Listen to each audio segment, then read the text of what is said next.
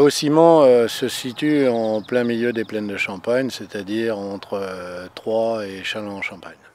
Haussiment va également rentrer avec la communauté de communes de l'Europort le 1er janvier 2014 dans la communauté d'agglo de Châlons-en-Champagne, cité en Champagne.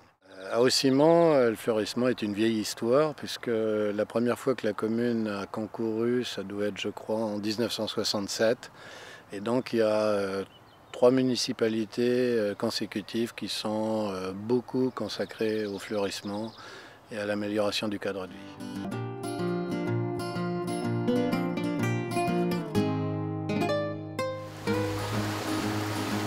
Ce qui nous a réjoui le plus, disons, c'est le prix national de l'arbre d'une part, dans la mesure où c'est un prix qui est difficile à obtenir. Il faut d'une part déjà être proposé par la région.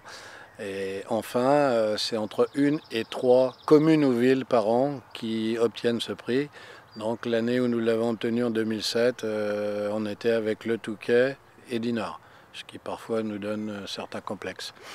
La deuxième grande satisfaction, ça a été le prix national pour une action remarquable en matière d'accessibilité.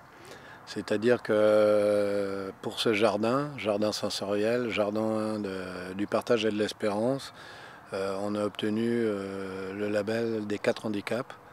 Et ça, c'est aussi un plaisir dans la mesure où l'État avait retenu 220 dossiers et on a fait partie des 14 communes qui ont été primées sur ce travail pour les handicaps en général. Les prochains objectifs sont multiples. Petit 1, nous avons un certain nombre de bâtiments communaux à entretenir, à mettre aux normes. Également un bâtiment pour le personnel communal. Nous avons également une zone d'habitat de 7 hectares à développer en partenariat normalement avec Châlons Habitat et les Forêts Rémois. Et enfin, par rapport au centre de loisirs, développer les activités, qu'elles soient pour les scolaires ou qu'elles soient pour ceux qui recherchent les séminaires. Pour ça, il y a un travail aussi à faire sur l'hôtellerie, notamment avec la proximité de l'aéroport Paris-Vatry, qui se trouve en partie également sur le terrain de la commune de Simans. Donc il y a beaucoup de travail sur le développement du tourisme.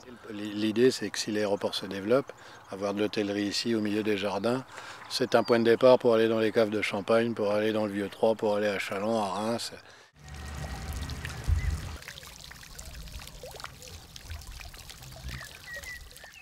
En termes de fleurissement et de développement durable, on s'est engagé depuis une dizaine d'années à travailler beaucoup la vivace et les arbustes fleurifères. Donc dans la continuité, dans la zone d'habitat qu'on va aménager, on va en faire une zone un peu visitable, un peu parc paysager.